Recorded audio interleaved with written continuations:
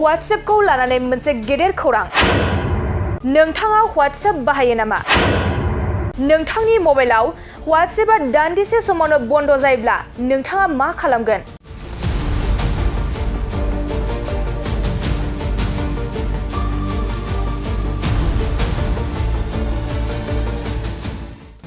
बुहुमनि लाख लाख सुबुंफोरानो WhatsApp-नि गेजेरजों मेसेजेस गेलेयो आरो भइस कल, भिडिअ कल रायज्लायो आरो बे WhatsApp-नि गेजेरजोंनो बुहुमनि लाख लाख सुबुंफोरानो गावनि थानाय जायगानि लकेशनखौ गुबुन सासेया गुबुन सासेनो दैथायहरनो हायो आरो WhatsApp-नि गेजेरजोंनो फट', भिडिअफोरबो दैथायहरलायनो हायो।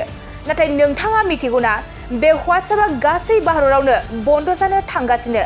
नंगौ, बे समाव WhatsApp-नि सोमोन्दै मोनसे सांग्रांथि होदों। सुलुंनिफ्राय मिथिनानै मोननाय बायदिब्ला भारताव 40 कोटी सुबुंफोरनि मबाइल फनफोराव WhatsApp सिबिथायखौ बन्द खालामनो हागौ। नाथाय मानो?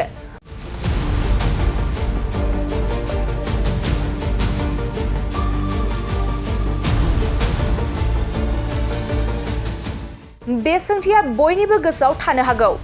दिल्लीनि गोजौ बिजिरसालिया WhatsApp-खौ बन्द खालामनो हासिगौ होनना फोसावदों।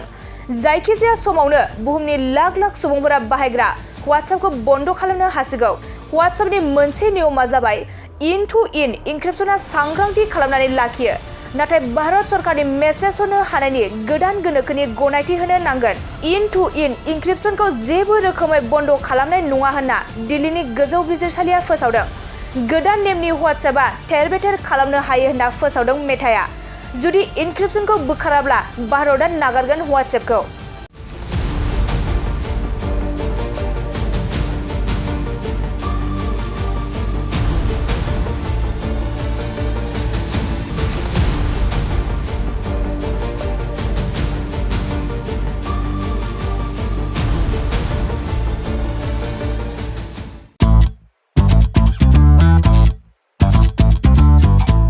गोजोनथाव खौरां! नोंथाङा नोंथांनि गला एबा अफिस फसंथानफोरखौ जोंख्लाब-माख्लाब साजायनो गोसो गैया नामा?